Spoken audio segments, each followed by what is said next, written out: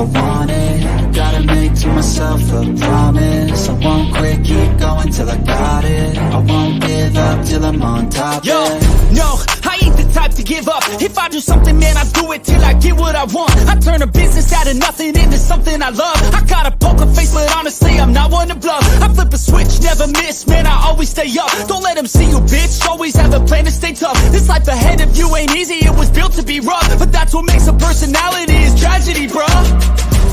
So keep your head on your shoulders. Now we ain't out here moving rocks, we out here moving. Yo. What is up? It's me, it's Key. We're back. We're in the building with another 7,200 seconds. Podcasting as always, I got my guy, Coach Donte is always in the building. Coach, what is going on, man? What is good? What's the fucking deal? YouTube, Sports Empire Network, Key in the building. It's awesome. Happy that the goddamn Texans season over for sure about that one. And like I said, I told you it's still a travesty. You ain't got the World Series champions in the intro. It's still a travesty on that part, but I'm ready. Every Tuesday that I'm in the backstage dancing, y'all don't see me, but it's the intro. I'm always used to that. But shout out to everyone in the chat. I got Gene in the chat. We got Jeremy. Shayna, she's always here in the love in the comments. I appreciate y'all. We got a jam-packed, eventful show today. But right off the bat, Coach, we gonna start off with the natty last night. Oh my God, you called that game. You had to sit through that. Do we have to talk about this game? Actually, what more can you say on the TCU side? I know you had to call this game, and I know you wanted to hit that mercy rule. But that is the most that anybody's ever lost in history. 62 points. 65-7, 62-7. Yep, like I say, got that bad last night. For those of you who watched the game, who expected to see the game, Georgia came out from the jumped on them. Stetson Bennett looked awesome last night with his legs and his arm.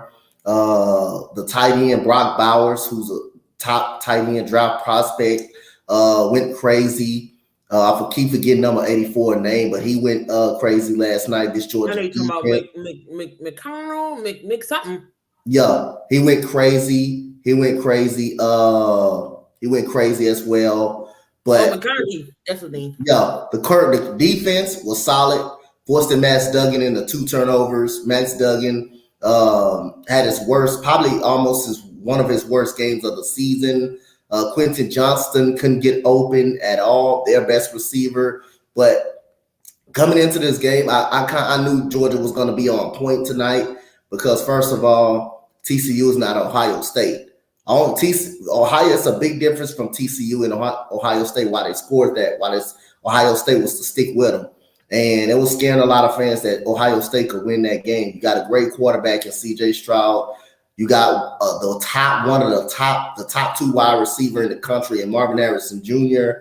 You have Jason Smith, the Jimma didn't even play. Henderson didn't even play in the game. But they got a top offensive line in the country, the best receiving core, arguably the best receiving core in the country. To me, Ohio State has the best receiving room. You got a great tight end in Stovert, Fleming. All of those guys, man. So, and that's one thing when I looked at in that game, when that game was presented towards Georgia and Ohio State, how was this Georgia secondary matchup against Ohio State? Ohio State won some battles in that. Stetson Bennett taking them down the field to get a field goal, but TCU don't have that. Outside of Quentin Johnston, you don't have that too many weapons against a Georgia defense, against a goddamn Georgia defense who's really good with Kelly Ringo coming out this year as one of the top corners in the draft. So from start to finish, Georgia pounded them. They jumped on them. And I say TCU just no answer and no match for them. They were outmatched. They was outclassed, out physical. And many people thought TCU could really win that game because what Ohio State did to them. But TCU doesn't have the best receiving core in college football to even present damage from Ohio State has the best receiving corps in football. That's why they were able to do what they did as well. So other than that, congratulations to Kirby Smart, Stetson Bennett, that Georgia team. That was a horrendous beatdown. It's like when you playing it's like when you boxing, and not only you're not getting a knockout, but when you TK, what's worse, you getting punished for all 12 rounds. They got punished for all 4 quarters. They got punished. Even by the backups. They got punished for all 4 quarters. And hey, Georgia made it seem like TCU shouldn't even been down. Most definitely. I don't even know if I want to stats. Like I don't want to get into the stats, but I'm going to. Max Duggan, 14 of 22, only 152 yards, 2 picks. Running game really wasn't going for DeMarcado. He only had 59 rushing yards. And plus they was missing their main running back. It looks like he was hurt from the semifinal game. Johnston really didn't go off. He only had 1 catch for 3 yards. They had to do it with Darius Davis, 5 catches, 101 yards. So it was just crazy. And on Georgia's side of the ball, we got Stetson Bennett, 18 for 25, 304, 4 touchdowns. Kenny McIntosh, they spreaded the ball around in this offense with the receivers. Everybody ate. Brock Bowers, 7 catches, 152 yards and a touchdown. And Ladd McConkey, 5 catches, and he had 2 touchdowns. Mitchell had a touchdown. McConkey had that wide open touchdown that something happened in the secondary that broke down with TCU. Left that man. After that, I knew it was going to be a long night for TCU. But going to Anthony Price's question, where would TCU be ranked next year? It's hard to tell. It's hard to say. I will have to answer that next year. I don't want to come out as being wrong or nothing on that part. We'll just have to wait till next year and see where they be ranking. And I know they got questions about the playoff with a 12 team. Also, with a 12-team playoff make things better. I wouldn't entertain it. I wouldn't be mad. I wouldn't be mad if they entertain it. I wouldn't mind if they do a top 8. I wouldn't mind if they do a top 8. I wouldn't mind if they do a top 8. The top 8 teams. But I know it's going to happen at some point. They're gonna do that. And like I say, I would like that. I would like that to happen. I don't know if either this year or next year. Either this year or next year, I think that 12-team playoff starts, which would definitely be interesting. I don't think you'll just see your same teams. You're gonna get some underdogs. You're gonna get some other teams in there. And exactly, AP, I don't want no blowout games. So they ain't fun whatsoever. Blowouts is horrible. Like, but speaking of that, Dante, since Georgia is back-to-back champs and they're actually stated to win again next year, they're the favorites to win it again next year. Have the Georgia Bulldogs replaced the Roll Tide as being the most dominant team in college football right now? As of right now, you can say they're the most dominant team, but I'm not going to say replace them. They still got a lot of work to do, but I will say they're the most dominant team in college football. As of right now, I wouldn't say they replace them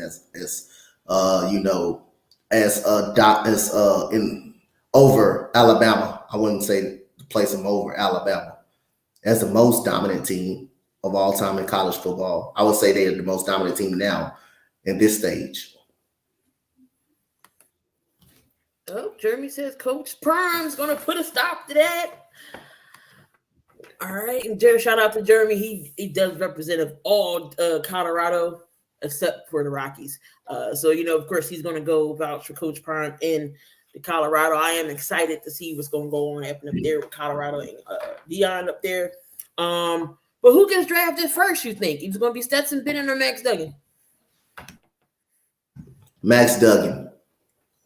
I think he gets drafted first. I think Stetson Bennett may be a 5th or 6th round pick at best. Or you think Duggan's going to go late second round, somewhere in the second, third round? I think Duggan is going to go between the 2nd and the 3rd round. some team's going to go out and get him.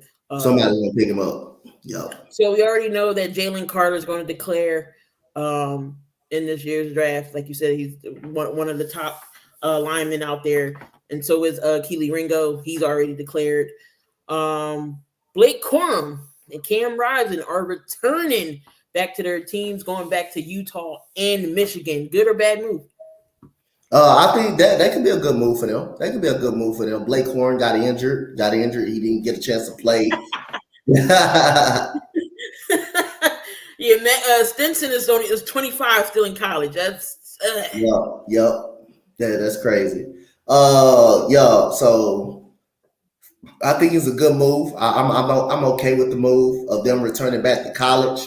Cam Rising got knocked up out of the game in the Rose Bowl. Blake Corum played hurt, like he was hurt right after the Illinois football game. So I think it's a good move. It's pretty much a good move. It's a solid move. I don't mind in there. He says so. He a super senior. Yeah, this is his final year. So he didn't say if he's going to declare or not, but you might see Stetson Bennett in the NFL.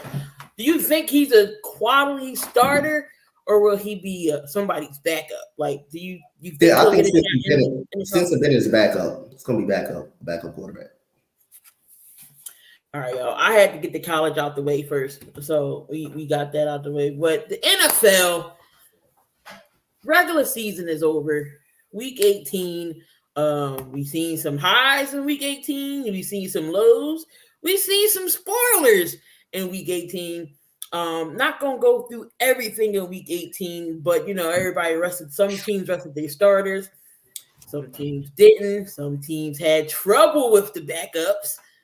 I.e., my Philadelphia Eagles, we still won the game. Got number 1 seed, NFC East. Let's talk about the Cowboys. The Cowboys had all their starters in, and they get beat by a third stringer and Sam Howell, who could be possibly the future for this Washington team. And speaking of Washington is clearing house of their offensive coordinator, defensive coordinator. Donte, is Rivera on his way out? Yes, he's next. He ain't safe. I don't think Rivera's safe. He's next. Well, if anybody got information they know about Ron Rivera, Martin will tell you that he wants that man fired. And Remo will tell you they want that man fired. And I wouldn't be mad if they fire him. He definitely seems in his last press conference that he's by him saying he didn't know that they were fighting for a playoff spot, but you are head coach of the Commanders and not knowing. Even the players probably knew that they were fighting for the playoff spot. You don't think about that because you're trying to get the players ready. You're trying to do whatever it takes to go out there and get a win every Sunday. So you don't think playoffs. You don't think playoffs like right then and now. But in your mind, when you're fighting for a playoff spot, when you need a win. You listen to NFL Network or ESPN Network. You definitely do listen to that. Even though people say they don't pay much of attention. Yes, they do. Yes, some players do. So at the end of the day, Ron Rivera, since the Super Bowl year, has regressed as a head coach, and I think it's time for some new blood in Washington. And Washington got a solid football team. They just got to get the quarterback situation right. And Sam Howell looked pretty okay. He looked pretty okay against the Dallas Cowboys. And we're going to see if the Washington Commanders give him an opportunity. A lot of people said they think they should draft a quarterback in the draft. Washington Commanders will be tricky, man. They will be absolutely tricky. I don't think they will absolutely need to draft a quarterback. If they're going to draft one, they probably will draft one late in a later round somewhere. I'll probably get one in free agency if they do get a quarterback. Decide to get a quarterback, but one of those teams in a draft, they really don't need a quarterback. Do Sam Howell out there with Dallas, go ahead and give him a shot. See what he has. Also, shout out, man, to Terry McLaurin again, breaking the 1,000-yard mark yet again in receiving. The man has done it every year, and y'all nobody really gives him credit, and you really give him credit, mind you. His quarterback hasn't been consistent, and for him to be able to do that each and every year, I think this is his 4th year he's done it. Has to say something about Terry McLaurin, and that's why Washington paid him the money. Now, if he can just get a steady receiver that he got some chemistry with, that's going to be a doggone good duo in Washington. Whoever the quarterback is, and Terry McLaurin. So again, shout out to Scary Terry for breaking over 1,000 yards yet again this season.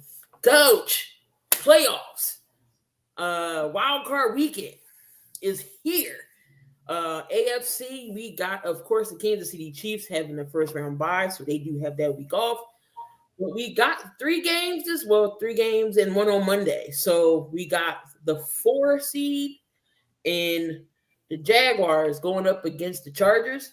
We got the Baltimore Ravens going up against the Bengals. And also we got, who am I missing? Hold on. Oh, I ain't missing nobody. All right. Oh, the Bills and the Dolphins. We got that coming up. For Saturday, we got the Seahawks and the 49ers and the Jaguars and the Chargers. Now, y'all thinking, what? No Green Bay in the 7th seed? What happened? Well, if y'all was under a rock, week 18 was definitely a spoiler between the Green Bay Packers and the Lions. Now, some could say that the Rams got robbed in that game against the Seahawks. It was very controversial, but the Seahawks pulled that game off. Seahawks had to win that game for at least for them to have a chance. Now, here comes Green Bay and the Lions. Now, since the Seahawks won, it was all up against, the Seahawks had to be Lions fans. And what do you know? The Lions pulled it out and sent Aaron Rodgers home. So the Seahawks were now in the playoffs. They got their last and 7th seed against the 49ers. Another NFC West Division matchup. Dante, who you like against the Seahawks and the 49ers?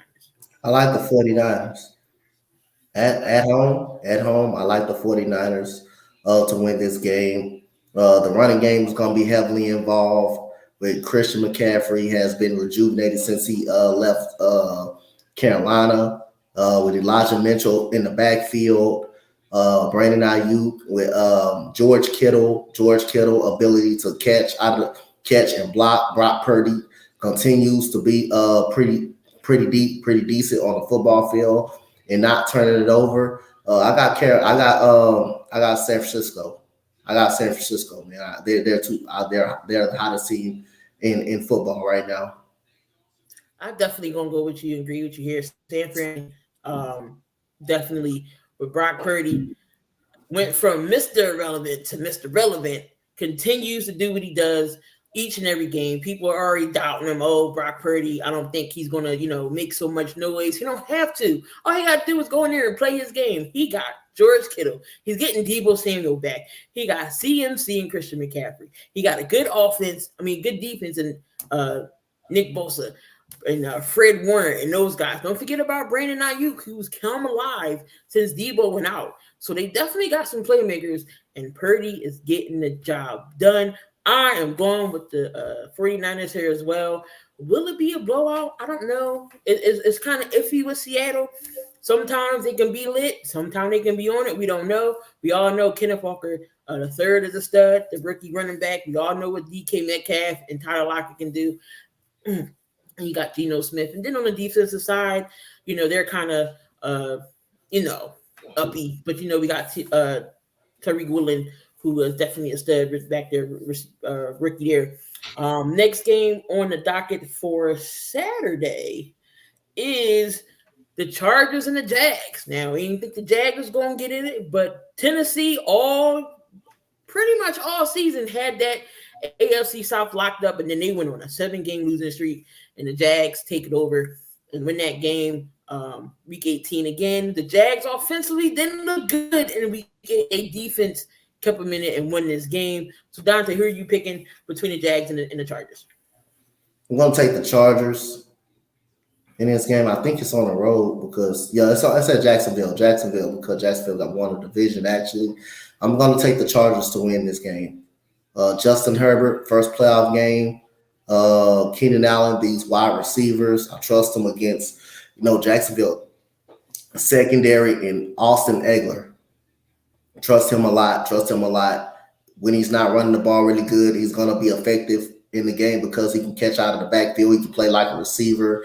And you get to see Khalil Mack and Bosa wreak havoc on the defensive line. So I'm taking the Chargers to win this football game. I think it's going to be a close game. Something in my heart is saying that I want to pick the Jags in this game. I'm going to go pick the Jags in this game just because. The Chargers not going to have Mikey Williams. I know they're still going to have Keenan Allen. They're still going to have Palmer. Yeah, I didn't know they were going to have Mike Williams. I didn't know he went back hurt. Rashawn Slater, he can come back, but he's not going to be ready this game. If they move on, he'll be ready the next game.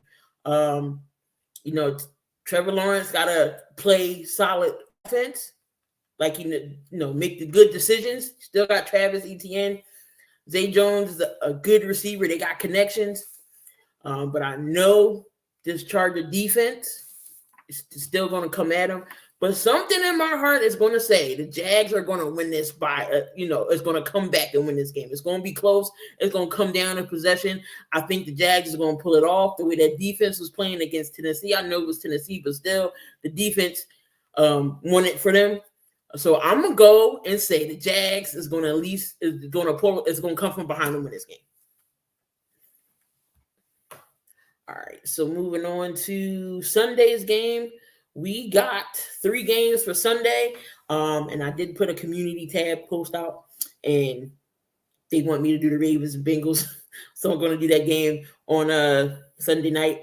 And I forgot to say, y'all, we are also on the Sports Empire Network as well, streaming over there, so make sure the link's in the description.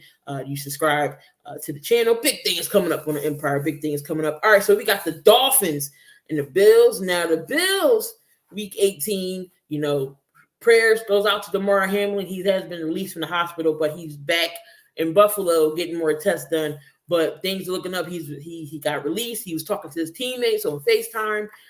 He put out a tweet. So things are looking up for Damar Hamlin, but still continue to put those prayers out for 3 out there.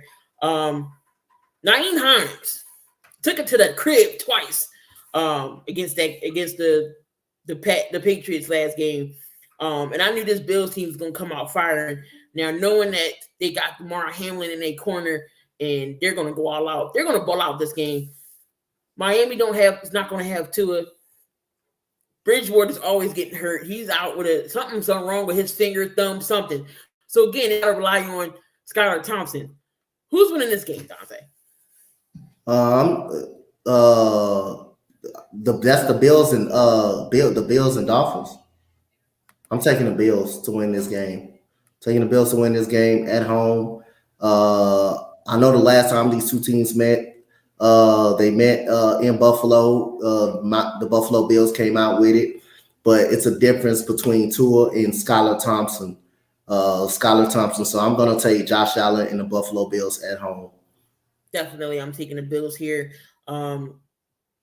If Thompson plays, I don't know how this Miami team is going to be without Tua. Yes, they still got Tyreek Hill and Waddle, but Jeff Wilson, he probably get to start because Mostert's hurt again. Again, Mostert can't stay hurt. When Mostert's healthy, he's lights out. But he's broken something, a thumb or hand. He's always stay hurt. So you know what? I'm going to take the Bills here as well. They move on to the next round. We got the Giants and Minnesota. Now the first matchup, Minnesota won, but barely. Who are you taking in this game? This is my playoff upset pick of the week. I'm taking the New York Giants to beat the Minnesota Vikings. Last time these two teams met, Minnesota just barely escaped on a long field goal. Basically, I think it was a long field goal. A field goal attempt that they escaped on. And you look at how the Giants lost that game. Yeah, Richie James dropped a wide open pass down the field. The Giants killed themselves with a lot of drops, and the defense giving up big plays in big time situations. So I'm going to take the Giants to win this game. This is my upset pick of the week: Giants versus Minnesota. In Minnesota, I'm going for the New York Giants to win this football game. See, this is why we click so much, Dante, because I'm also going the Giants is going to beat Minnesota. It's just something about Minnesota. It has not been with them all season. They win games they ain't supposed to. Then they get blown out, and Is Kirk Cousins going to be the answer still moving forward? We all know what Justin Jefferson can do. Dalvin Cook, we all know what he can do when he's healthy. Is he going to be able to stay healthy? KJ Osborne, TJ Hockenson, Adam Thielen. It's the defense for me that's suspect. There's no way you should have been down 33-0 and had to come back to beat a Colts team. It's just something in that defense I don't like. And I think the Giants is going to beat Minnesota. They're going to be one and done. That's as soon as I seen the matchup, I'm like, the Giants got their match. They already faced them before. I know it's regular season and the playoffs was nothing, but they know the team. And the Giants almost pulled it off. So I'm right with you going with the New York Giants. And then we got the Ravens and the Bengals. We don't know if Lamar Jackson's going to play. I don't know. I don't know what the situation is with Lamar Jackson, but he's going up against the Bengals and Joe Burrow. Who you got in this game?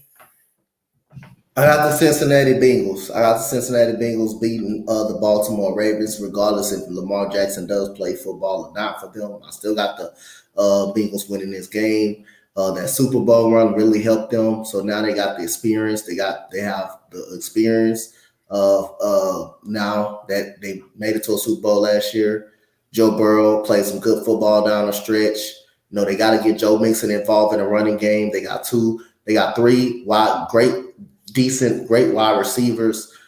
T. Higgins, Jamar Chase, Tyler Boyd, and a solid backup running back in Samaje Perine. So I'm going to take the ball. I'm going to take the Cincinnati Bengals to win this game. I wouldn't be surprised if it kind of be a blowout, but I don't think it's going to be a blowout because I think but the Ravens defense will be competitive. For a little stretch in the game. And by the way, they did an awesome job of locking up Roquan Smith. That he really has helped since he went over out to Baltimore. So he definitely deserves to get his money. So shout out to the Ravens for paying, Roquan Smith. But I got the Cincinnati Bengals winning this game. I'm also taking the Bengals to win this game. Like you said, even with or without Lamar, they're going to win. Does Lamar being in there maybe increase Baltimore's chances? You can say that, but I still, like you said, it's not going to make a difference. Plus Lamar hasn't been practicing, and that rust when he gets in there, that PCL injury, his knee being swollen, he's not in. He's still having pain when he goes to make cuts. That's a big issue. Knowing like Lamar Jackson likes to run. So even with or without Lamar, the Bengals is winning this game still. Speaking of the Bengals, Dante, we just talked about Roquan Smith getting his bag today. Where does that leave Lamar Jackson? Do they pay him, or is this saying, you know what, we're going defensive side, we care about the defense, we're not going to care to Lamar Jackson in the offense? Does this mean that he's on his way out, or they close to signing him? What were you thinking in that situation? They gave Roquan Smith. Well, I don't believe until I said that he's on his way out. I don't believe he's on his way out. I believe they traded for Roquan Smith for a reason. And the Chicago Bears traded him for a reason because they weren't going to pay him. And Roquan Smith, you got a feeling he wants to kind of move on. So this was a perfect situation for Roquan Smith to come. But I don't think it's a sign to Lamar Jackson that they won't keep him. I think they'll find a way to keep him. What if they have to place the franchise tag on him or not? But Lamar Jackson is going to be hard to negotiate with him because, again, he's his own agent. He knows his work. And you see how his worth is to the team, how he played a part when he got hurt. You see they couldn't put points on the board. You see they had trouble moving the ball without him. They don't really have consummate wide receivers. Bateman can't stay on the field. He got some upside, but he can no longer stay on the field. You see Deshaun Jackson, I think he got released, I believe. He was a reliability out there when he was playing. So at the end of the day, they need to get Baltimore with if they decide to go, they need to get some weapons. They need to get some weapons outside of Mark Andrews and Isaiah Likely and J.K. Dobbins. They need to get some receiving help for regardless who's going to be the quarterback of this team. But now I think they're going to talk to him. They're going to find a way to pay him. And watch this. Watch when I say this. It's going to be $200 million, not $230, not $250, but they're going to pay him $200 million because he's valuable. He's valuable to the Baltimore Ravens.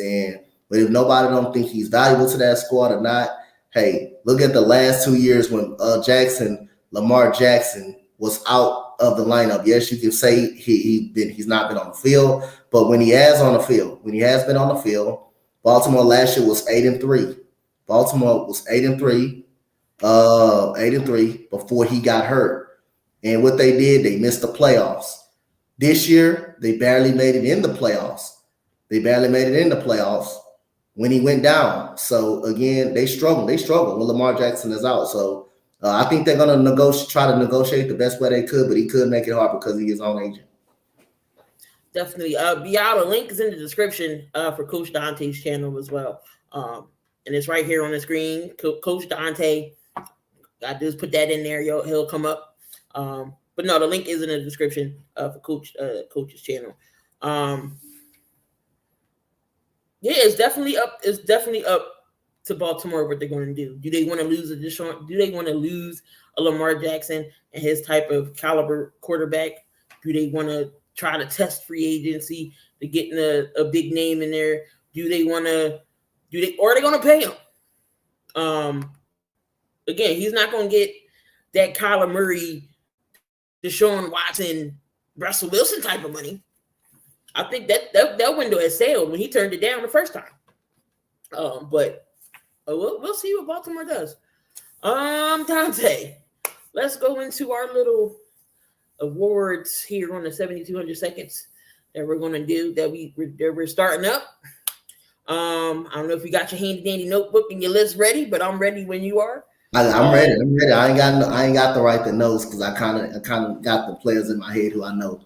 All right. So of course, we got best rookie in the NFC and AFC.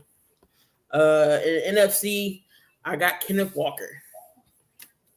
All right. So in the NFC, very underrated, 1,000 yards receiver. I got Chris Olave from the New Orleans Saints. Went over 1,000 yards this year. Very good season. Drake London also had an underrated season, over 866 yards, but he plays for Atlanta. He ain't gonna get that recognition. But I got Chris Olave. I'm definitely going with Walker again. Very underrated running back. Definitely. He had he hit the 1,000-yard mark this year. 1,050 to be exact, 9 touchdowns, 228 attempts this year.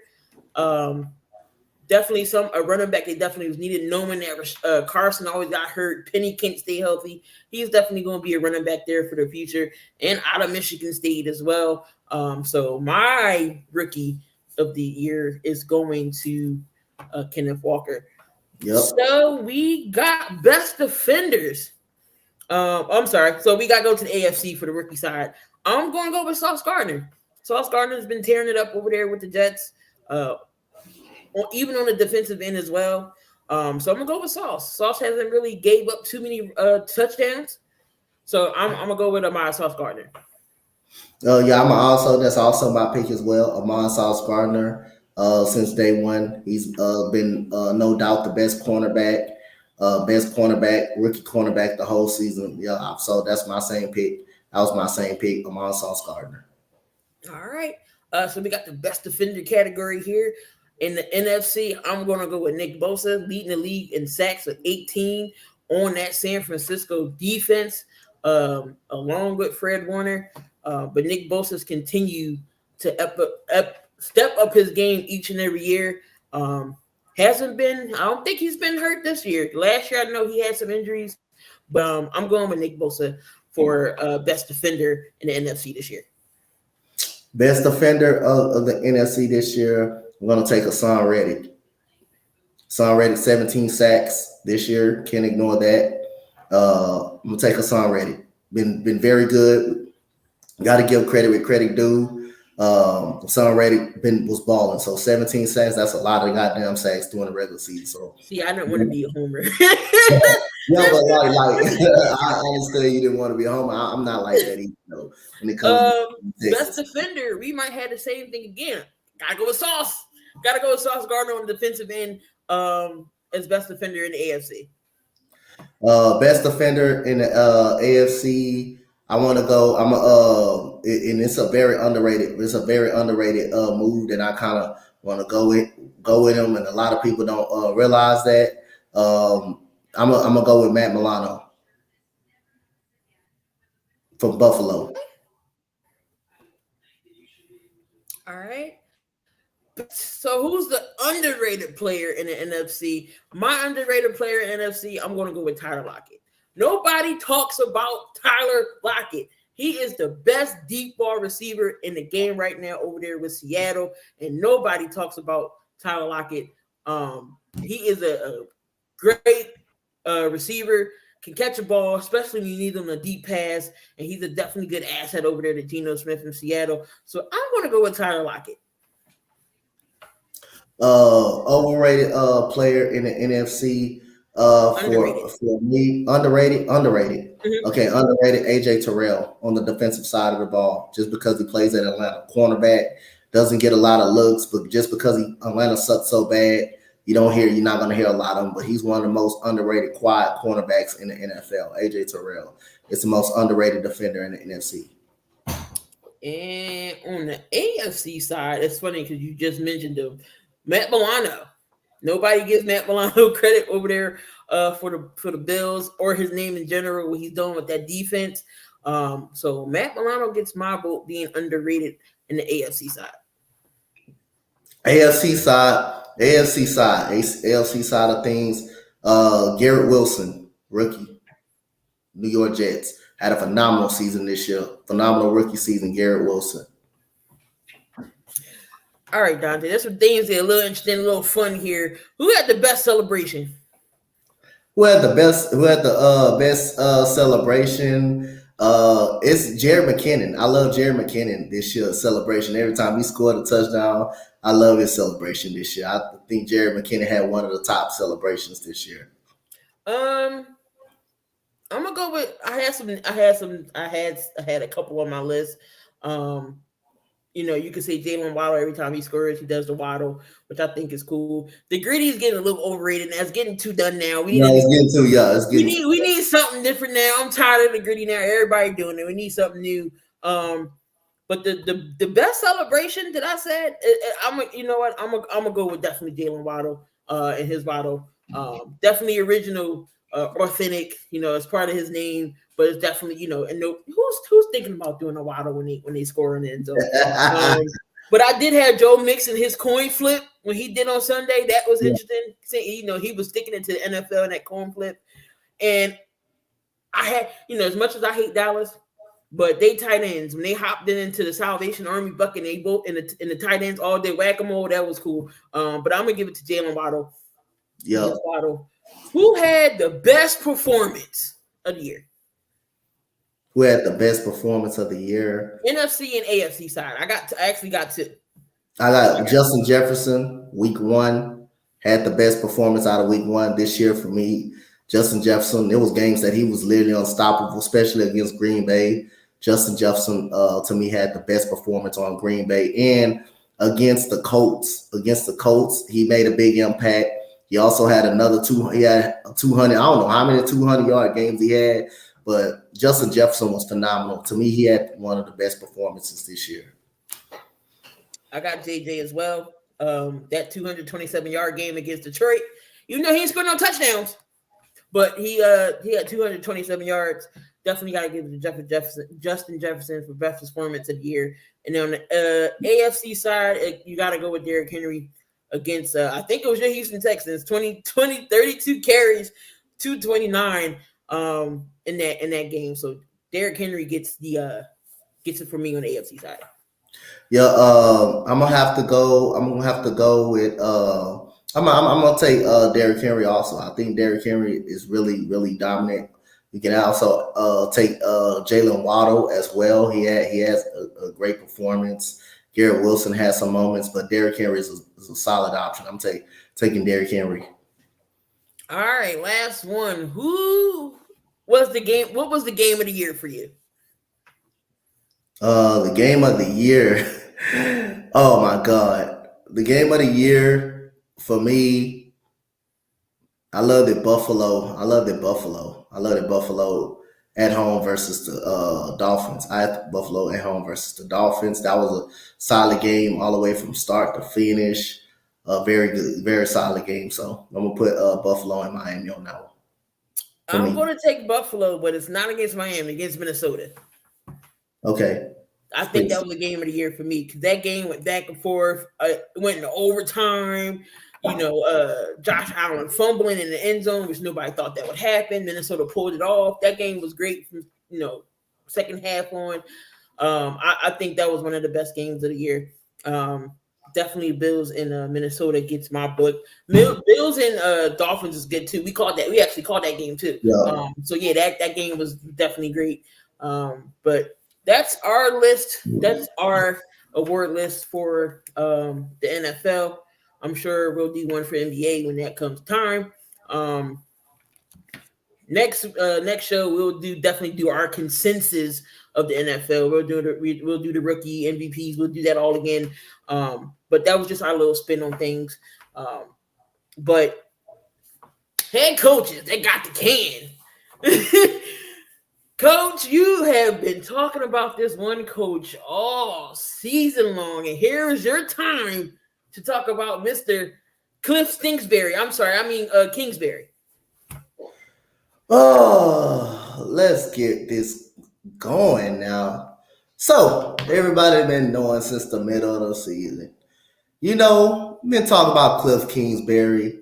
This is the same Cliff Kingsbury that can rarely make a bowl game with the best quarterback in the league on his football team at Texas Tech. You had the best quarterback in the league. You can only win 6 games with Patrick Mahomes. You come in the NFL, you have a horrible record. You get the best receiver in football. You handpick your own quarterback, and you still suck ass as a head coach. You had probably one of the worst playoff performances as a head coach that anyone probably has ever seen. You have a chance. You pay Kyler Murray. You have guys on the sideline arguing that you jumped in front of. The team quit on you versus the San Francisco 49ers, which is in no way in hell that should be happening. You got players don't want to tackle. You got players not buying in to you. Giving up on the head coach, and it's a travesty. I don't think this man should be a head coach in the league again. Now, I don't think he deserves an offensive coordinator job. He's not a good play caller. The man is not good. And again, this is embarrassing. That 49ers game, he should have been fired that night. He should have been fired that night when nobody wanted to tackle George Kittle. Every 49er that ran the ball, the Cardinals didn't even attempt to try to make a tackle or make any type of an effort to stop a play. Cliff Kingsbury is an embarrassing head coach to the Arizona franchise, and he shows time and time again, even with a potentially, Kyler Murray could be a top 10 quarterback in the NFL. He really could be. Cliff Kingsbury wasted this man. Cliff Kingsbury is a terrible joke and jerk off head coach. That's what Cliff Kingsbury is. And like I said, I'm standing by it. He doesn't deserve another head coaching job in the NFL. He's one of the worst play callers in the National Football League. Have no idea how to make adjustments. No accountability. Cliff Kingsbury stinks as a head coach. He is a bum. He is ass as a head coach. And he does not deserve to be a head coach in this league. And he does not deserve to be a play caller in the NFL. He is horrendous. He is stink. He needs to go back to college if he want to have any opportunity of coaching again. But NFL players, hell no. Cliff Kingsbury fucking stinks. That's the bottom line. Because Coach Donte said so. Cliff Kingsbury stinks.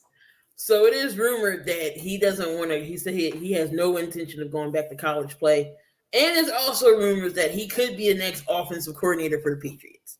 It's just rumors. Please don't hire him. Don't hire him. Don't sign a check. Bill Belichick. He thinks he's horrible. Also another coach that got fired, which I think it happened again. Also, I don't think got a fair shot again in Lovie Smith and the Houston Texans. Whoever takes this Texans job, I feel like the Texans and the organization, you know the Texans better than I do because you're there in Houston. I just feel like whoever comes in, the owners want change done right away.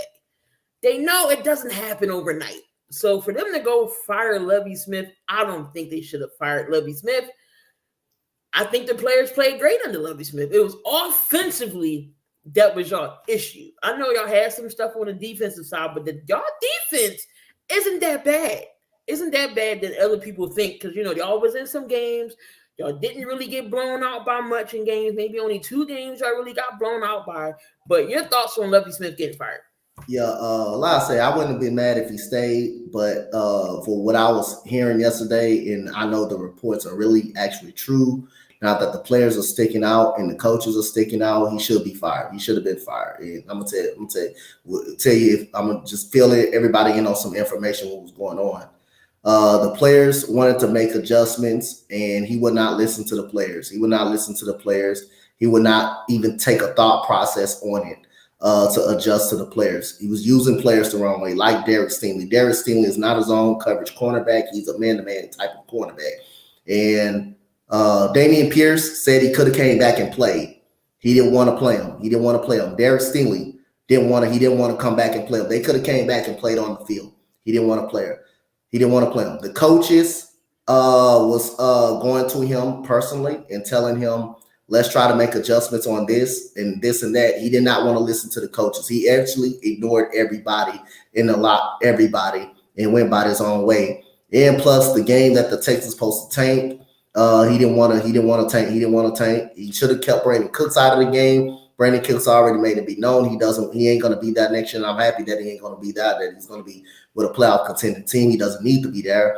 So it was a lot of rumbling going down. Him and Nick Caserio did not get along from the get-go.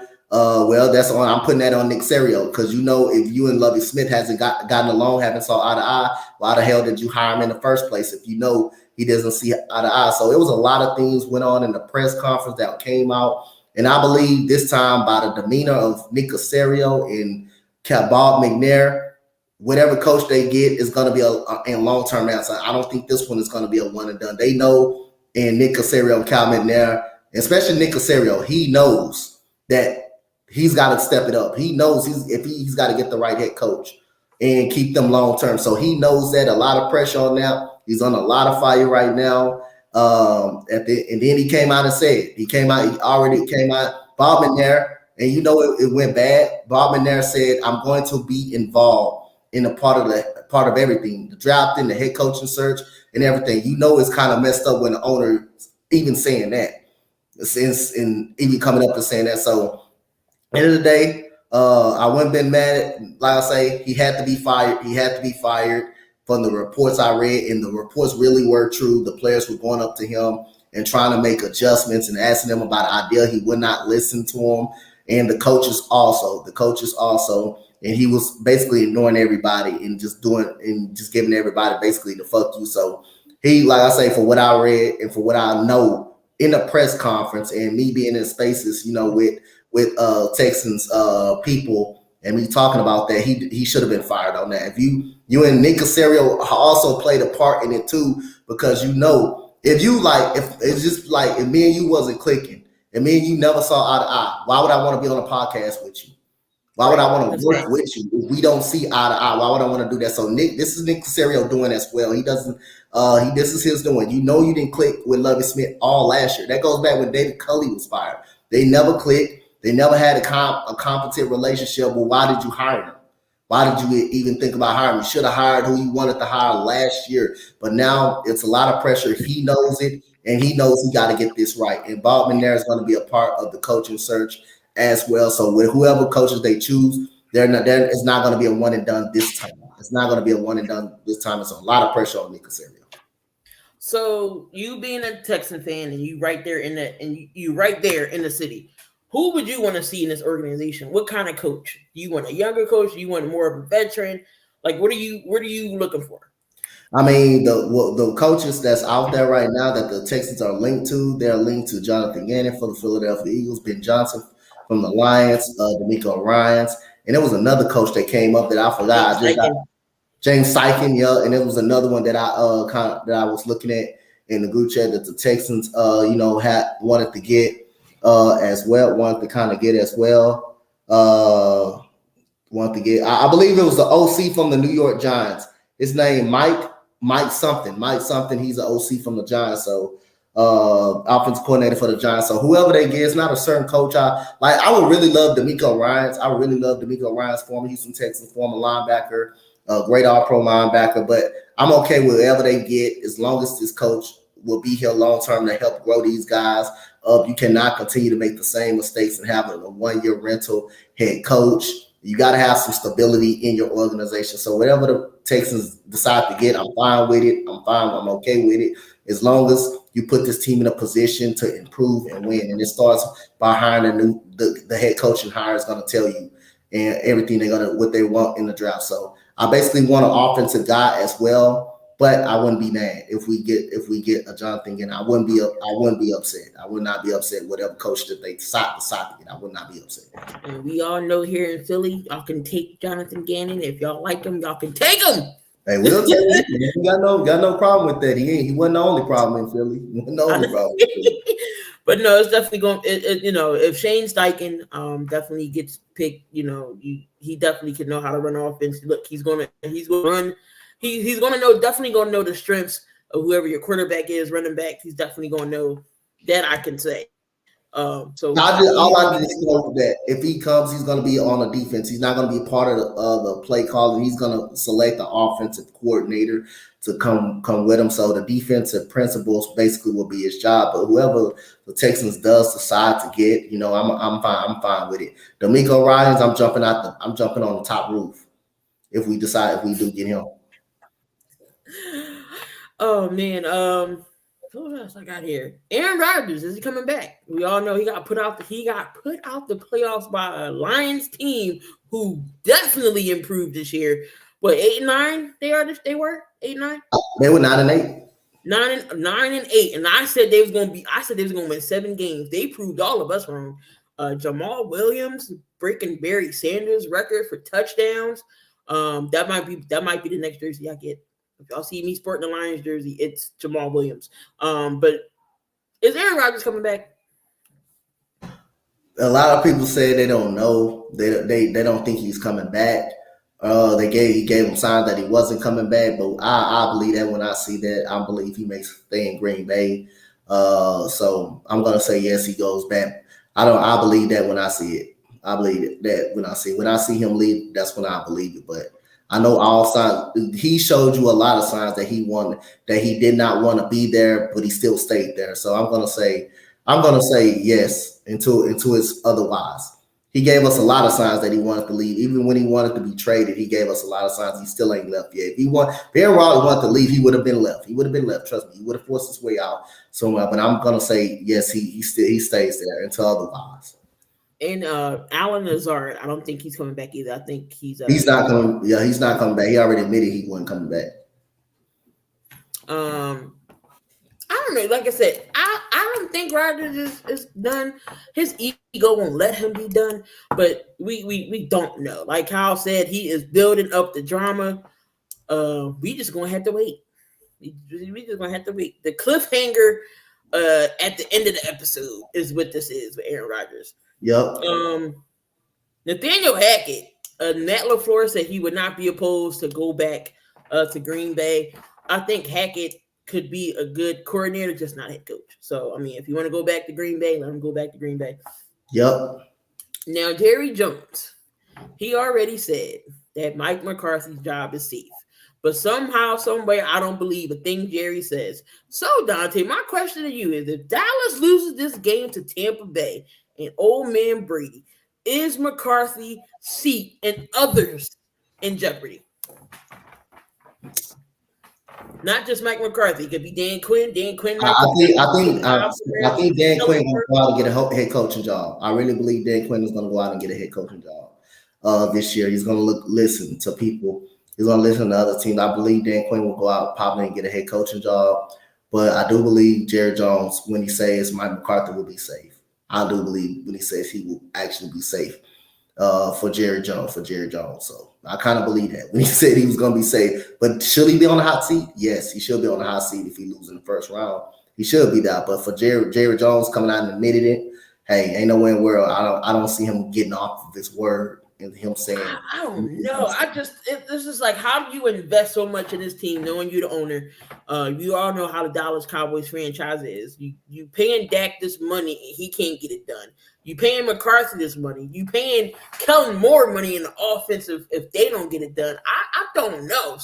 Something about to happen in that organization. I believe Dan Quinn gonna go get him a head coaching job. I believe that. I believe he's gonna leave. It's just hard, to see Mike with him already admitting and coming out and saying that Mike McCarthy is safe. Is basically telling everything he's gonna stay and he's committed to Mike McCarthy, but not Dan Quinn. I think he's leaving. I think he's gone after this year. I think he might change his mind. He'll say that now, but let them see how poorly Dallas does in that playoff, and things might change quickly. We might see the next day. He might get his pink slip on the field. Here you go, sir. Thank you for your services, but you can go. Yeah, what happened? I still think something's gonna happen if Dallas don't win the playoff game. Something's about to go down. And then we're gonna hear all the excuses, all the shoulda, coulda, wouldas from Cowboys fans. I don't want to hear it. This is y'all haven't won a playoff game in how long? 27 years. Texans got more playoff wins than they do. We got 2. So it's y'all supposed to have this elite defense who has been struggling. And Dak Prescott, oh my God, what 8 weeks now? Where interceptions and his gameplay and how they looked on Sunday against the third string Commanders team. 23-6, y'all lose. This is not definitely how y'all want to go into playing Tampa Bay. Now Tampa Bay's getting hot, especially with we didn't talk about that game. I forgot that game was on Monday. Who's winning this game, Tampa Bay or Dallas? And to prove it otherwise, I'm taking Tampa Bay. I'm taking Tampa Bay. And to prove it otherwise, that will be the Monday night game. Exactly. I can't bet against Brady in the playoffs. We all know how Tom Brady is in the playoffs. The regular season is something different, but a playoff Tom Brady, knowing I think he might be getting some of his offensive line back. Leonard Fournette, especially Mike Evans going back off and him clicking again. I can't bet on Brady. I cannot. I'm gonna go with Tom Brady in the Bucs here to send Dallas home yet again. Now the winner of that game goes up against Philly. So it could be a rematch of last year's playoffs for Philly and Tampa, or it can be a third meeting between Dallas. But yeah, I mean, like whoever the lowest seed in Philly plays, the lowest seed. Well, they play the lowest seed. Whoever the lowest seed in, like if it's a 7 seed, if they still in, they play the 7 seed. The lowest seed really get the lowest seed in. Y'all get the lowest seed in the playoffs. Okay, so that's Tampa Bay the lowest seed. That's y'all get. Dallas the lowest seed. That's who y'all get. But any low seed, Eagles have in the second round. All right, I got you.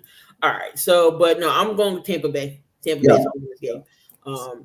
And I still think McCarthy and them going to be on the hot. It's just not going to be McCarthy. Kellen Moore is going to go too. Yeah. So, because he's the main, he's in the mix too. Speaking of the Giants, they're in the playoffs as well. They go up against Minnesota. But Brian DeBall, he says that the playoffs is overrated. Experience in the playoffs is overrated. Do you agree or disagree with him? Disagree. Like, why? I don't understand. Why would you say it's overrated though? Like, what kind of? Why is it overrated?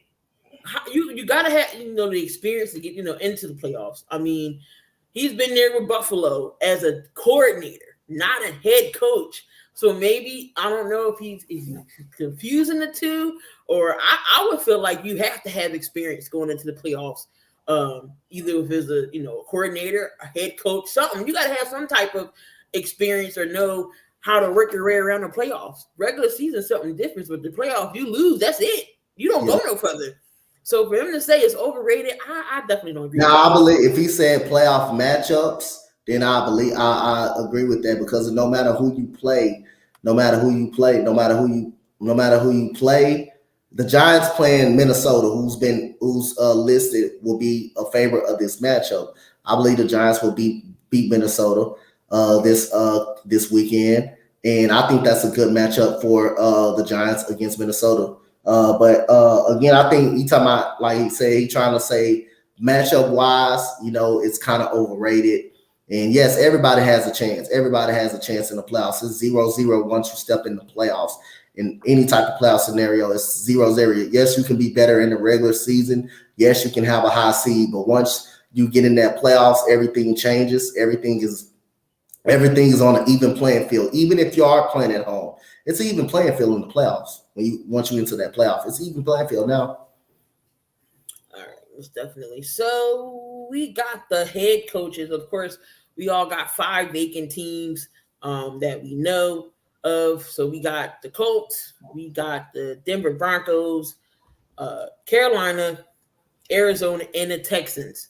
Now, if you're a head coach, what team attracts you more that you would want to coach them out of those 5? What's the head coach? So it's Denver, the Colts, the Texans, Arizona, and Carolina. Out of those teams who need head coaches, what attracts you more? I'm going to go with the Colts. I think the Colts is a solid team. I just think I think they need a quarterback to get back into that AFC South hunt. I think that the Colts will be a good team. Denver also will be attractive too with the right head coach. If Sean Payton is at Denver, I believe Denver will improve. I believe the best play caller in making adjustments, offensive coordinator in the National Football League with Sean Payton. In creative plays and all of that, I believe if he goes to Denver, he turns Denver around. But the Colts, and a lot of this also depends. Like, again, we going with everybody going through mock drafts and already, but it's a stipulation out there, and people may not notice this. Derek Carr is done in Las Vegas. So a lot of that will turn to see what the Raiders do with Derek Carr and where they send Derek Carr. So a lot of that's where you can figure out what teams will want a quarterback or not. The Derek Carr situation. If he goes to the Jets or if he goes to the Indianapolis Colts, now that takes the Indianapolis Colts. They don't need a quarterback. Now you've got the Raiders, that the only team that kind of need a quarterback and want to jump, that kind of need a quarterback. So it just depends on the move and what team that Derek Carr go to in the offseason for a lot of teams to see if they want a quarterback or not. But I think the Colts will be an interesting job. I just think that quarterback will be more interesting than anything for the Indianapolis Colts. But if they decide to trade for Derek Carr, I think Derek Carr, first time playing around the top 10 defense, Michael Pittman Jr., Alec Pierce was an underrated rookie this year. One of the top 2 running back in football, Jonathan Taylor. A solid defense. Shaquille Leonard coming back next year, healthy. I believe this Colts team could be fine next year if they find a way to get to Derek Carr. Most attractive, I'm going to agree with Kyle and say Denver Broncos. Russell Wilson, I don't think he's done. I know everybody's right. I guess he had a horrible season this year. I don't think Russell is bad. Is going to be bad next year. I don't think he's going to be bad next year. Right, again, with the right coach in there to call the right plays. He has a good He has a good offense. Williams will be back healthy next year. Running back, you got Jerry Jeudy. You get Tim Patrick back if he can stay healthy. Cortland Sutherland. Those guys over there, it definitely can ball out on the offense side, and he has a good defense. Minus Bradley Chubb, but still, he has a good defense over there in Denver. So I like Denver. Give him the right head coach who can turn him around. He is going to be okay. Kyle says Russ was playing better until the concussion against the Chiefs. So I'm not writing off Russell. I think next year he'll be better than he was last year. So I'm gonna say Denver is a good attractive spot. Now Sean Payton can come back, but when he does come back, the Saints still have rights to him, and we would need to trade. Who would offer them a first round for Sean Payton, in your opinion? It's hard, but it has been done before. For those of you guys don't know, first round pick has been offered to a head coach before. The Raiders, the Tampa Bay Buccaneers offered a first round pick to get John Gruden, and it paid off for a Super Bowl with him. So who will offer a first round pick for them? I kind of believe, the Texans got the asset to offer a first round pick. You can offer the number 12 pick to him as well, but I don't think the Texans are going to do that. We don't need to do that offer at this moment. We need all the picks that we can kind of get. But other than that, you have the Denver Broncos. I don't know. Do the Broncos have a first round pick? Do they pick in the first round this year? I'm not sure. Well, I don't think that offer would get done if they don't have a first round pick. I don't think that offer would be done if they don't have a first round pick. So like I say, it's going to be hard. I'm going to plead the fifth on this one. It's going to be hard to say who will take him with a first round pick. Get a first round pick for Sean Payton and give up one. It's going to be hard. So I'm going to take plead the fifth on this one. This really is a tough question to ask because the Texans have a first round pick. The Browns, I don't think they had a first round pick. They lost theirs to my Houston Texans. So that's another thing. I think Kevin Stefanski is on a hot seat as well over there. So that's a hard question. That's really a good question, but it's also a hard question to ask because, again, you got the Carolina Panthers. You got the Carolina Panthers. They got a first round pick, but I think whether they spend it or not, they can use a first round pick. And Steve Wilkes done a great job with the Carolina Panthers team until Sunday. They still end up beating the New Orleans Saints Sunday. They closed out the season really, really strong. So it's going to be hard. That's hard. That's a good question, but it's also a hard question to ask. All right, so here's the top 10 order, or top 18 right now. So the top 10 is the Chicago, Houston, Arizona's 3, Colts is 4. Ooh, Arizona, but they're not going to do it. I don't think they would do it. I don't think they would give up a top 3 pick. They don't need a quarterback either, though. Denver was going to be the 5th pick, but they gave it to Seattle in that. Matter of fact, speaking of that Arizona pick is interesting. It's really interesting. That Arizona pick is interesting. But then again, the Saints need a quarterback too. They would need a quarterback too. So other than that, but they would be behind Houston. So at the end of the day. So Seattle's 5. Okay. Detroit 6. No, that might change though. Hold on. Let me make sure I got the accurate list here. Because I think Detroit wouldn't pick 6. They actually where is it? Let me make sure. So, all right. Oh yeah, that was right. Okay. Detroit 6. Vegas is 7. Atlanta's 8. Carolina's 9. And then we got the 10th pick. The Eagles got the 10th pick from the Saints. Yeah, I believe Arizona will be the intriguing number 1 pick to get. You don't need a quarterback. And the head coach is gone. So, hey, the closest thing is Carolina. Not Carolina, but the Cardinals. The closest thing is the Cardinals right now. Definitely interested. And then, the Lions got 2 first-round picks. Okay. But speaking of the Bears, GM Ryan Poles said he said he has to be blown away to pick a QB at number 1. For him even saying that, do the organization not trust Justin Fields? I think they trust Justin. I don't know. It could be signs, it can be signs of that too by him saying that the offer has to be the right offer for them to trade Justin Fields. So that means you probably consider with the right offer of trading Justin Fields. That makes me seem like, on Get Up this morning when Greg Zerline, with Mr. Zerline was talking about that. Mr. Tannenbaum. He was talking about that he would trade Justin Fields He will trade Justin Fields. And that makes it seem like by Ryan Poles coming out and saying that if it's the right deal on the table and he's blown away, he will do it. So no, you can't trust Justin Fields. You can't trust him. But him saying that, you can't trust him. You know you can be a part of Chicago any moment now. You know that when he came out and said that if it's the right move, and if I'm Justin Fields and I heard that, I was get me up out of here. Give me that crazy. He was trying to say entertaining the trade. Get me up out of here. Get me up out of here. If he said that, get me up out of here. Yeah, it's facts. I agree with you there. Yeah. Like you don't have no faith and trust me. It's bad enough you put me on the field out there with no weapons to put me in danger. Weapons, no offensive that I have 1,000 yards as a quarterback in rushing because I had to run. If I'm Justin Fields, I'm gonna show you. Yeah, you get me up out of here. You get Bryce Young. You take Bryce Young. You get me up out of here. Chicago fans will have a fit. And we know a couple of them. Dooley, Damian, all of them people. Oh my goodness, boy! They would have a fit. Now Bryce Young is good, but Justin Fields right now is better. Is better right now.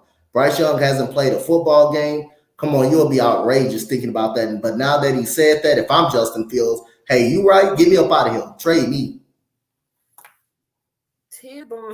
Tannenbaum would trade him. What team is he running? Kyle, I'm telling you, if I'm Justin Fields and I heard that, now that I know he said that if he has to be blown away to trade Justin Fields, that let me know that he could trade him with the right deal. If the right deal was made, he could do it. I'm putting pressure on him. Hey, you want to come up? You don't have no faith in me? I bust my ass for this team with no offensive line. I'm running around trying to make a play. I have to play with Finding Nemo that hasn't showed up since his rookie year. Then Byron Pringle is not even that good. I've got to play with guys like Equinemius St. Brown. I got to play with an inconsistent Cole Clement. And then Darnell Mooney, which was his best weapon as a number 2 wide receiver. Oh, yeah, you get me up out of here then. You go ahead and you get me up out of here since you said that. Now, I would be like, I'm not playing another football game for the Chicago Bears. I'm not playing another football game. Yeah, I put pressure on them, really. I do it. I tell them, trade me. Get me up out of here. I think the Bears should trade back and get more picks. That's the stuff. That's the option. When they got the number 1 pick, it's already been talked about that they can trade that pick back.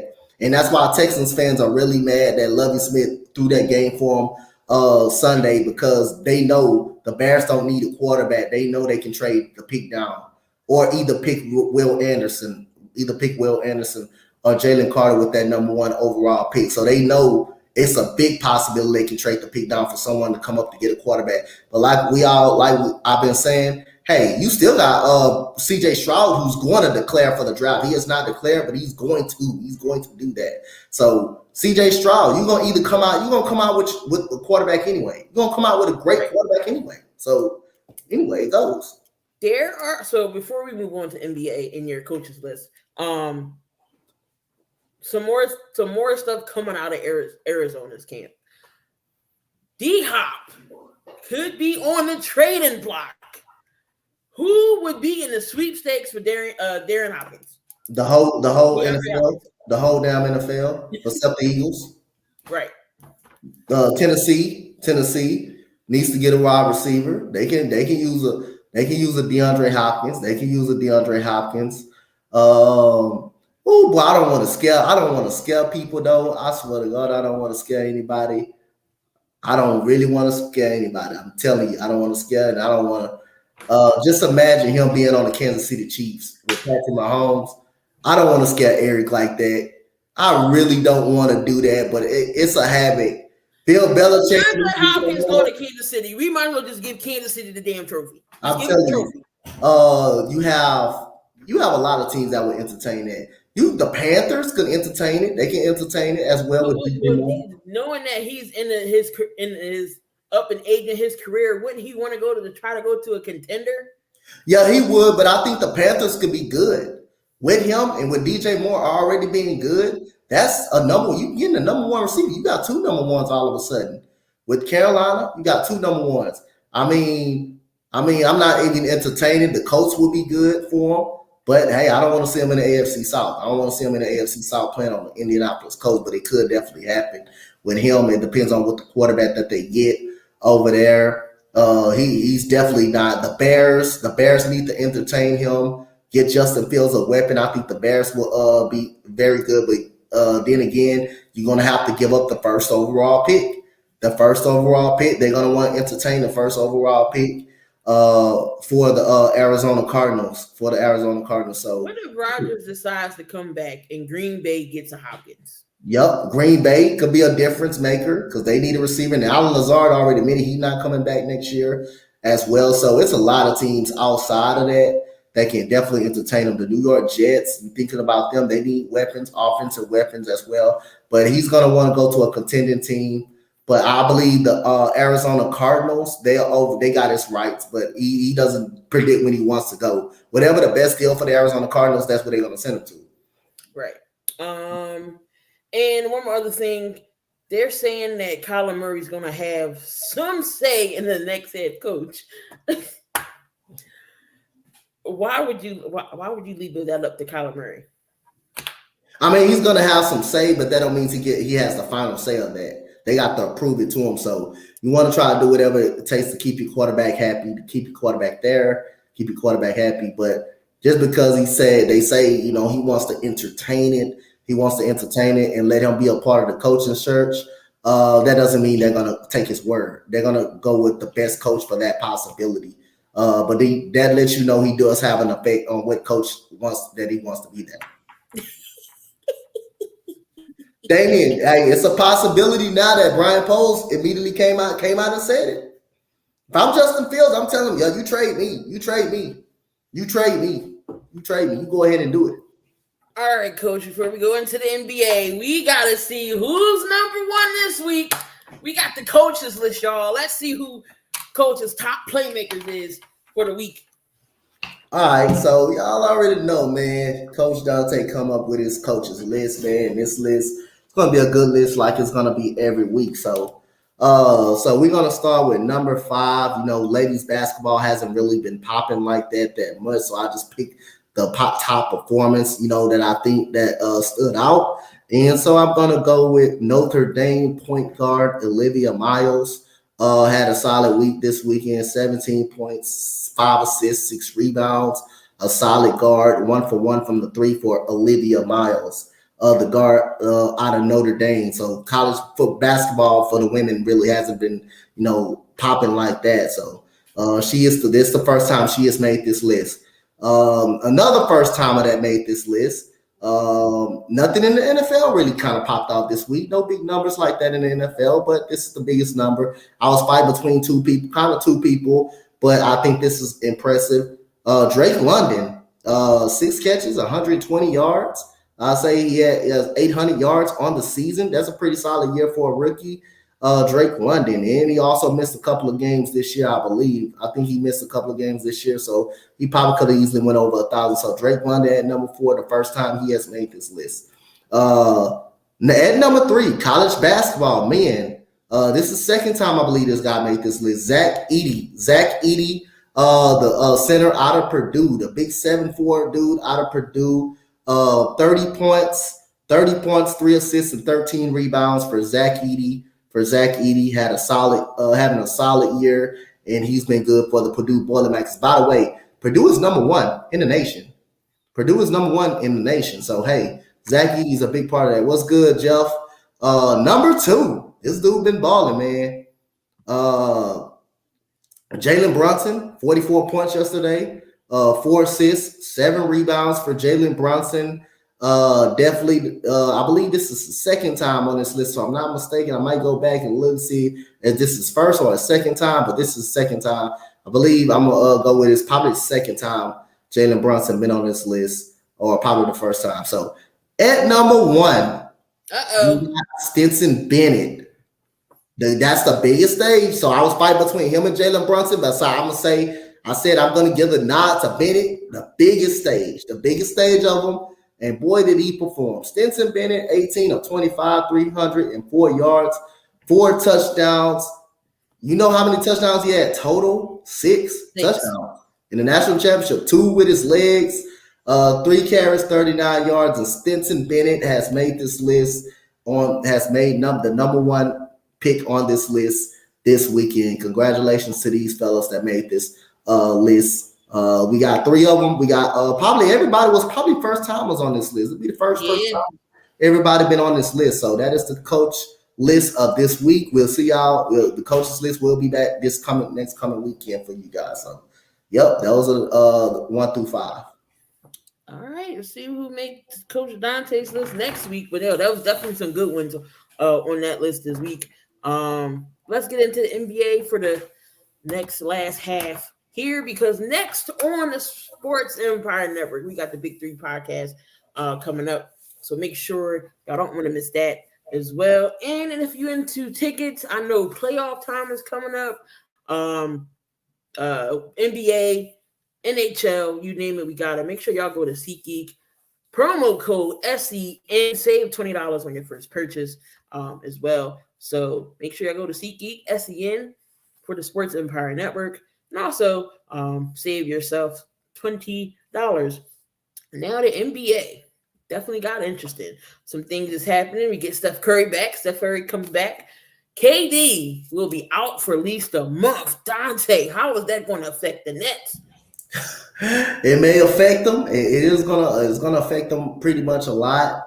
I don't know how much it's gonna affect them with Kyrie Irving still in the lineup. I think they still can win some games, but they definitely need KD if they want to get anywhere near championship contender or get anywhere near past the first round. So this could be a big loss for the Brooklyn Nets, him being out for that period of time. But the goodest thing about it, you got Kyrie back playing basketball. That's the biggest thing. So when Kevin Durant go down, you got someone that can put the ball in the basket when you need them to. Other guys going to have to step up and make some key shots and make some plays. So it's going to definitely play a part. Get close to a championship or Eastern Conference Finals, any opportunity of beating any one of the top 4 seeds in the Eastern, beat anyone at the top, they got to have Kevin Durant. I definitely agree with you on there. And they've been balling as of late. One of the hottest teams in the NBA right now. Definitely going to miss KD. So they definitely going to need somebody else to step up. Whether it's TJ Warren, Ben Simmons, who knows. Kyrie going to have to take that team on his back and carry him. Jonathan Isaac. When's the last time you heard him, Donte? 2019, he had a severe knee injury. He will return. He's going to go to the G League over there in Miami or Orlando, somewhere around there, to see if he can actually come back and return. Good or bad idea? I'm going to plead the fifth. 2019. Since 2000, what? How long you been out? 2019. 4 years? Yeah, I plead the fifth. He can never stay on the court anyway. Never stayed on the court. But we'll definitely I can't say how he's gonna be, or anything. It's gonna be hard. He hasn't played basketball in 4 years. So yeah, it's hard to answer that question. Like he definitely can't stay. He definitely can't stay on the court. 2 more things I found out that was interesting. The NBA. The Hawks want a Rudy Gobert, Donovan Mitchell type deal for John Collins. Are they serious?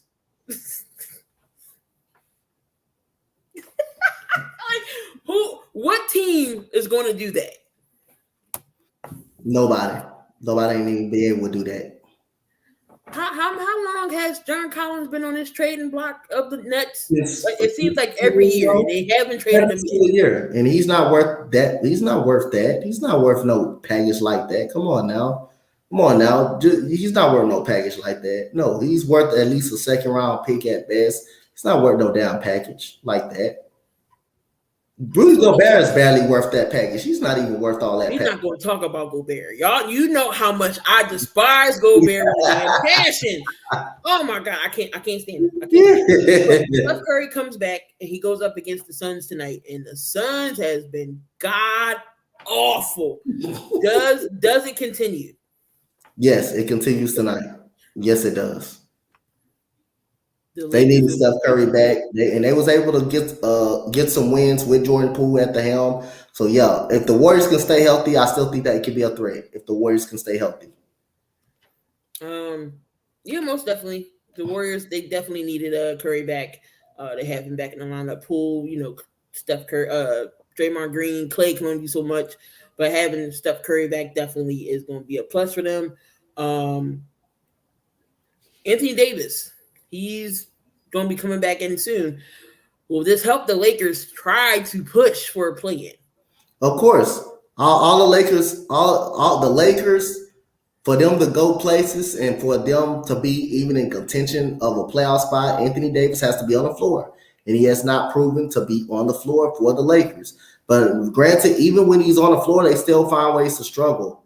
They still find ways to struggle when he's even on the floor. So other than that, they're not a solid team with them, but they even worse without him. But at the end of the day, you need Anthony Davis to make a playoff run. You're definitely going to need Anthony Davis to be on the floor. Most definitely, you definitely do need an AD. And the Oklahoma City Thunder, they are 2 games out of play-in contention. Do you see the Thunder possibly making a play-in and possibly getting into the playoffs? I can see them possibly making a play-in. I can see them possibly making a play-in. I can definitely see that. Do you see them getting out of the play-in, getting in that last and final 8th or 7th seed? No, I don't see them getting that far up. I believe they can get 9th. Well, matter of fact, yes, I can see them getting 9th. I can see them getting 9th, but that's still in play-in contention. If you even in 10th, you still in play-in contention. So yes, I can see them getting up in between 9th. I can see them getting between 8th and 9th. I don't believe they will be 7th. Get up there to 7th. Shut up, David. Oh man! All right, so the NBA survey came out today for the best position. So we gonna talk and debate and. Well, damn. For real, Damien, did you have your ESPN senses? We talking about the Thunder, and here comes Coup coming right on in. But no, we're gonna talk about the NBA media survey for the best player of the position. So they said the best player at point guard is Luka Doncic. Yes, right now. Shooting guard, they got Donovan Mitchell. Right now, yes. Small forward, Jason Tatum. Small forward, yes. As of right now. So let me find out you might agree with this list here. Yeah. Power forward, Giannis Antetokounmpo. Yeah, it's obvious. Of course, it's obvious. Yeah. And center, Nikola Jokic. I'm gonna go. I think as he's playing better basketball, but in reality, I'm gonna go with Joel Embiid. I think he's the better center. I think Joel Embiid is a better center than Jokic. But right now, Jokic playing better basketball.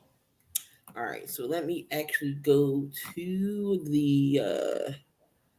They got more stuff to talk about.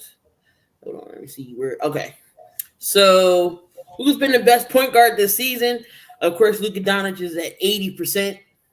They got Steph Curry. Of course, he had 10 because he was hurt. They got John Morant 7%. Tyrese Halliburton came in 4th with 3%. Who's been the best shooting guard? It's been Donovan Mitchell. Book is at number 2. Tied for 3 is Jaylen Brown. Small forward, Jaylen. So it's that's shooting guard.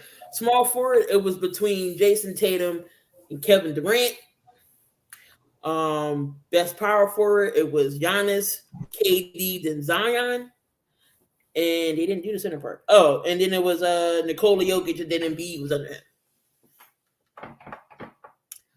So that was your list there. We talking about Thunder 15-28. Joker can stay healthy. Yeah, I mean, we all know Embiid has his issues and flaws when it comes to staying healthy. But for the most part, he has been. I know he's been out a couple games with his foot or whatnot, but you cannot deny the fact that he is a dominant force at the center position. We all know what Jokic can do. I'm not taking that away from anybody. But so they got the top 20 list of NBA players. Number 1 is Giannis, 2 is Joker, number 3 Steph, 4 Luka, 5 KD, 6 Embiid, Tatum is 7, LeBron at 8, AD 9, Zion's 10. Got Ja Morant at 11, Book is at 12, Donovan Mitchell's 13, SGA is at 14, Paul George 15, Pascal Siakam is at 16, Jimmy Butler's at 17. They got Dame at 18, Harden is 19, and Halliburton is 20. Agree or disagree with that list? I think what they got Donovan Mitchell at? 13. I think him and SGA should be higher. I think they should be a little bit more higher. I think they should be over. One of them should be over. Ja Morant has had a huge drop off this year. He has definitely had a huge drop off. I think one of them should be over Ja Morant. As of right now, better basketball player. I think they should be over Ja Morant. Would you bring AD down since he hasn't been playing? Since he hasn't been playing, yes, I will actually bring him down. Yes, when he was on the court, he was dominant, but he stays injured too much. So I will actually go Donovan. I will actually move Donovan Mitchell and Shai Gilgeous-Alexander up there.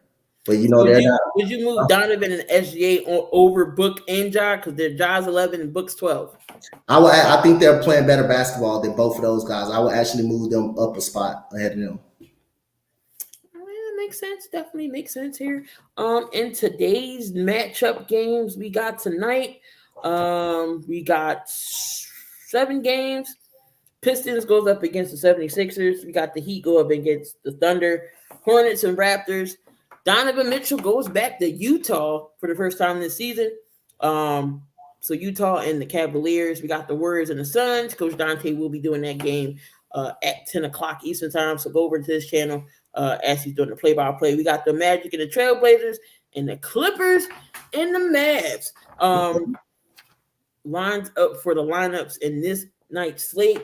We got a little bit more time. We got some MLB news. Carlos Correa. Carlos Correa, in my opinion, is damaged goods. Let's go through this timeline here, Carlos Correa. Carlos Correa leaves the Houston Astros to go to the Minnesota Twins because he thought he was going to get a better opportunity and a chance at some type of playoffs. But long and behold, Minnesota ain't do poo. So, you know what? He said, you know what? I want to test the free agent market. So he tests the free agent market. Who does he get picked up by? San Francisco. They offer him this big, huge contract. He accepted. The Giants said, hold up, not so minute. Wait. Let me put my 2 cents in it.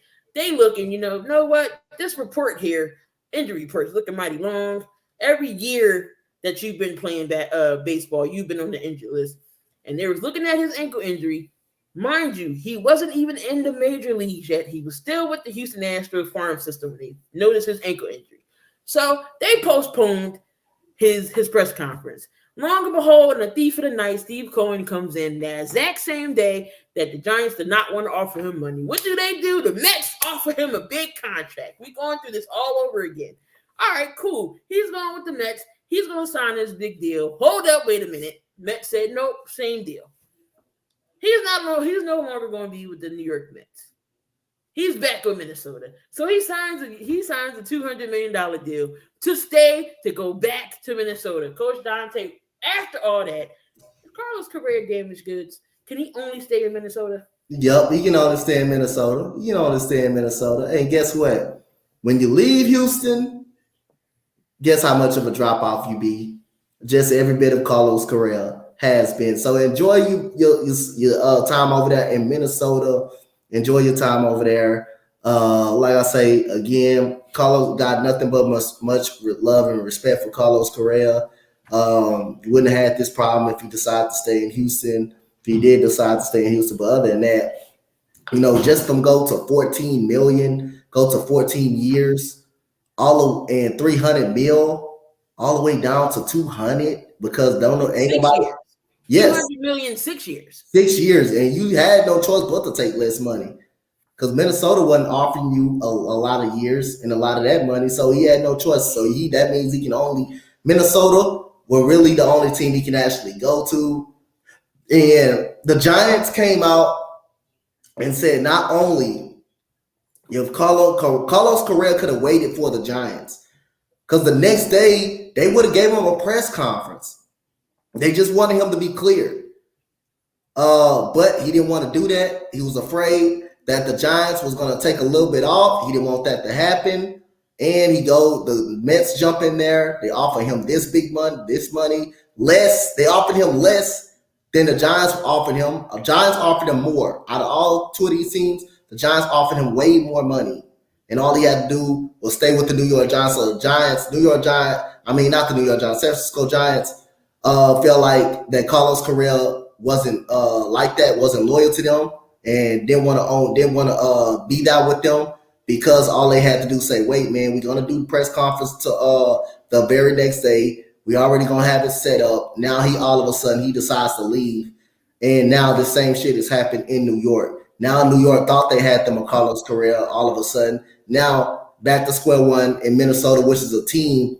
If I was Minnesota, I would have left him out there because he had every intention to leave Minnesota. He had every intention to leave. So Minnesota got that desperate to sign him back.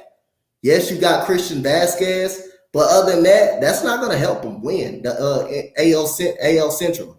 That's not going to him win. So other than that, then they lost Giovanni Urshela. They lost him as well to the to the Los Angeles Angels. That's a mess. Carlos Correa, right now, that's a mess. That situation is a mess. You went from 14 years to $300 million, $314 million. So all the way now you getting paid 100 more, 114 more less. Man, that's crazy. That's crazy. And he had every intention to leave Minnesota too. And Minnesota went on and paid him that money. So he can so he's going to sign 6 years, $200 million pending physical. The deal can be reached up to $270 million with vesting options for 4 additional years. So yeah, that's Carlos Correa for you. This all started back October 13th. He opted out of his contract. 2 months later, he signed a 13-year deal, $350 with the Giants. Of course, the concerns over the physical. Then that exact same night, he signed with the Mets, 12 years, $315 million. Christmas Eve, the Mets decided they had concerns with the physical, and now here we are, January 10th. He signs back with the with the Minnesota Twins. That's just crazy. Right now, the voting, they did vote for Julio Rodriguez to be on the cover of MLB The Show 2023. Do you think anybody else besides Rodriguez should be on that cover? I thought it was a great move. I'm not mad at it. I thought it was a solid move. I thought he should have been. I thought he should have definitely been a part of that. Been on there. I'm not mad at that at all. Julio Rodriguez is a up and coming stud. He's a stud in this league. So at the end of the day, yes, I believe he deserves to be on there. I like the move of him being on the cover. He had a great rookie season. He had an awesome rookie season. So I'm definitely not mad at it. Dang, the White Sox are just losing everybody. Johnny Cueto went to Miami. Yeah, Damian, shut up and stop talking. Brandon Belt, he goes for a 1 year. Hey, did Pollock leave too? Huh? Did Pollock leave too? I'm not sure. AJ Pollock, I heard that he left. Did he get traded somewhere? Brent Phillips, he signs a 1 year deal with the Angels. Thoughts and prayers to Liam Hendricks. He's gonna miss time because he was diagnosed with cancer. So prayers, thoughts goes out to Liam Hendricks. Kyle said yes. Pollard did go. Yeah, Damien, talk now. Say something now, Damien. Shut up. He did. He went to Seattle. Shut up, Damien. He ain't got nobody. But let's go break down the AL now. We did the NL. Thoughts on the offseason and who is going to win that division. So again, in the AL East, we got the Yankees, the Blue Jays, Tampa Bay, Baltimore, and Boston. We all know the Yankees re-signed Aaron Judge. Toronto, what did Toronto do this offseason? I didn't write none of this down.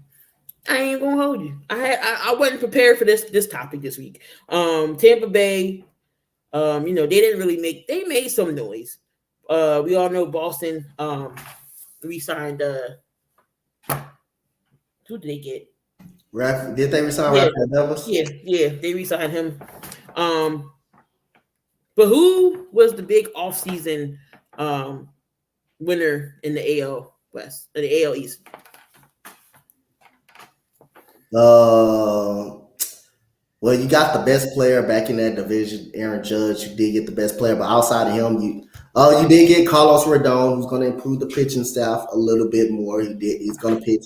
But outside of Aaron Judge, they're going to they have the same batting lineup. They didn't make no improvements in the lineup, in the batting order. They did lose. They did end up losing Benintendi, in Andrew Benintendi. And it's rumored out there, like, it depends on what Brian Reynolds, because it's rumored Brian Reynolds is out there. They willing to give up. They may be willing to give up a house for Brian Reynolds. So if they get him, I would say they won. They won the trades. They won all season for the AL East. But I think I got to give the upper hand to the Blue Jays. They did get Dalton Varsho. They got better at that position. You did let go Teoscar Hernandez to the Mariners, which is the Mariners are looking really good this year with AJ Pollock, and with him in the lineup that improved their hitting and their lineup a little bit. Matt Chapman is a Gold Glove winner for the Toronto Blue Jays as well. So I believe Toronto is a winner in this scenario. You can definitely say the Yankees. With the move by Carlos Rodon and re-signing Aaron Judge, that's something that they desperately need to do. But the lineup again, the lineup is the same. The batting lineup is the same. The pitching improved, but the batting lineup is where the trouble is going to come for the Yankees. So, like I say again, the Boston Red Sox lost DJ Martinez. I think they lost Tucker Barnhart. They did lose him as well. They re-signed Rafael Devers. They lost Xander Bogaerts, so they kind of lost a lot. They lost a lot as well. Pitching, they lost Eric Hosmer too. They did lose Eric Hosmer. They lost absolutely a lot. Bullpen help, they got better with Kenley Jansen at the bullpen help, but other than that, don't see them being scary in the AL East. Baltimore is on the upcline. I'm gonna have to give it to Toronto Blue Jays. The Blue Jays actually did pick up a lefty that they needed to. They got Brett as well. Who's winning this? Who's winning the East? I would still say the Yankees. But I think the batting lineup is an issue. I think the batting lineup is really an issue. I think the pitching is going to improve. Of course, you got Carlos Rodon is going to improve. But when you're going up against a good lineup like the Astros, who can hit at any point of time, and the Yankee and someone that in a team that knows how to pitch, that knows how to really pitch to the Yankees, that could be troubling for the batting order. The Mariners improvements. The Mariners improving too, so that can hurt the Yankees. But I still will say the Yankees in the AFC East. I still say they will win the division. I think the Blue Jays will come in second, and I think the Orioles will finish behind the Blue Jays. And I forgot. You got the Tampa Bay Rays in there. My bad. I keep forgetting. I keep missing the team. So you got the Tampa Bay Rays right there. I believe they're going to be on a decline a little bit. So I'm going to have Toronto finishing over them. I'm going to have I really think, the Baltimore Orioles are coming, but I got to see one more year. But I got the Tampa Bay Rays finishing in third. And I got Baltimore. Baltimore finishing over Boston. I think Boston's going to finish last in the AL East. All right, y'all. There you have it. We got another 7,200 seconds in the books.